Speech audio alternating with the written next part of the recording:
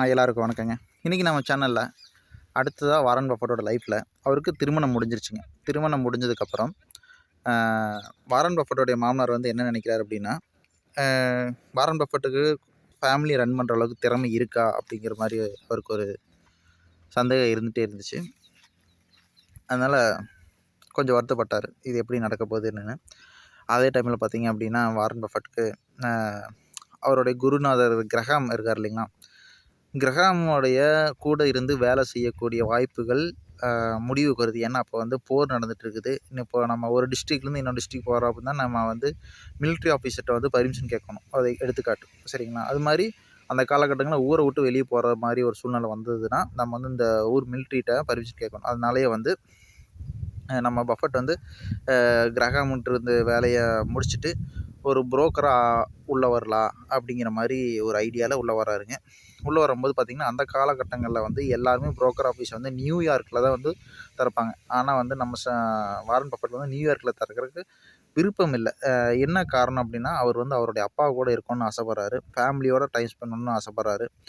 நம்ம ஊர்லேயே வந்து புரோக்கர் ஆஃபீஸ் ஆரம்பிக்கலாம் அப்படிங்கிறது அவருடைய இது. பெரிய அளவில் சாதிக்க முடியலனாலும் பரவாயில்ல, நம்ம ஊர்லேயே ஆரம்பிக்கலாம் அந்த மாதிரி ஒரு மன ஐடியாவில் வராரு. அவருக்கு வந்து அப்போ வந்து 21 வயசுங்க. 21 வயசு இருக்கும்போது அவருடைய ஸ்டாக் மார்க்கெட்டோடைய அவருடைய சொத்து மதிப்பு பார்த்திங்கன்னா $9,000. அந்த ஒரே வருஷத்தில் அது வந்து $18,000 உருமாறுச்சுங்க. கிட்டத்தட்ட ஒரு 75% லாபத்துக்கு போச்சு. அது வந்து ஒரு குறிப்பிடத்தக்க சூழ்நிலை. அந்த டைமில் பார்த்திங்க அப்படின்னா ஸ்டாக் மார்க்கெட் வந்து பயங்கரமான வேல்யூவேஷனில் இருக்குது. வாரன் பஃபட்டு எதையாச்சும் ஒரு வாங்கணும்னு பார்க்குறாரு. ஆனால் எதுவுமே வாங்க முடியல. சரி ஏதாச்சும் வாங்கலாமா அப்படின்னு சொல்லிட்டு அவர் அப்பாட்டையும் கேட்குறாரு. ஆனால் அவர் அப்பாவும் இல்லை பொறுமையாக இரு அப்படிங்கிறாரு. ஆனால் கிரஹாம்கிட்ட போய் கேட்குறாரு. கிரஹாம் அதை இதை சொல்கிறார், இன்னும் நேரம் வரல வாங்குறதுக்கு, பொறுமையாயிரு வாங்கிக்கலாம் அப்படின்னு சொல்கிறாரு.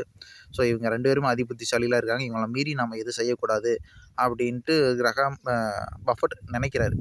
ஆனாலும் ஆள் மனசில் வந்து பார்த்திங்க அப்படின்னா எதையாச்சும் வாங்கணும் துருதுருன்னு இருக்குது. அதாவது சின்ன வயசுல இல்லைங்க, அவர் அந்த இளமையாக்கான வயது ஏதாவது பண்ணணும் அப்படின்னு தோணிகிட்டே இருக்கும்ல, எதையாச்சும் வாங்கணும் அப்படின்னு நினைக்கிறாரு. ஆனால் எதுவும் வாங்கலை. சரி இவங்க 2 பேரும் கிழிச்ச கோட்டை தாண்ட மாட்டார்னு வைங்களேன். அப்பாவும் குருநாதனும் ஒரு கோட்டை கிழிச்சிட்டாங்கன்னா அந்த கோட்டை தாண்ட மாட்டார்.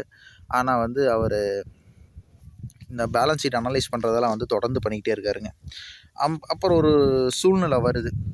என்ன சூழ்நிலை அப்படின்னா, ஒரு நல்ல ஒரு வேல்யூஷன் கிடைக்கிது. அந்த டைமில் வந்து பஃபட்டுக்கு வந்து கையில் காசு இல்லைங்க. வாழ்க்கையிலேயே முதல் முறையாக வந்து கடன் வாங்குறாரு, ஒரு $5,000. அப்போ வந்து அவருக்கு வயசு சின்ன வயசாக இருக்குது அப்படின்றனால அவங்க அப்பா வந்து கூட வந்து வாங்கி கொடுக்குறாரு. நம்ம வீட்டில் கேட்டால் கொடுப்பாங்களா? 5 பைசா 5 பைசா தர மாட்டாங்க. டேய் இருக்கிறத முதல்ல காப்பாற்றுறா, அப்புறம் புதுசாக போகலாம் அப்படின்ட்டுருவாங்க. ஆனால் நம்ம பஃபட்டோட அப்பா அப்படி இல்லை. வந்து கையெழுத்தெல்லாம் போட்டு $5,000 வாங்கி கொடுக்குறாரு. அதில் ஷேர்ஸும் வாங்குறாரு. இந்த மாதிரியான ஒரு சமயத்தில் வந்து பார்த்திங்கன்னா பஃபட் வந்து அவங்க அப்பாவுடைய புரோக்கர் ஆஃபீஸ் போய் ஜாயின் பண்ணுறாரு.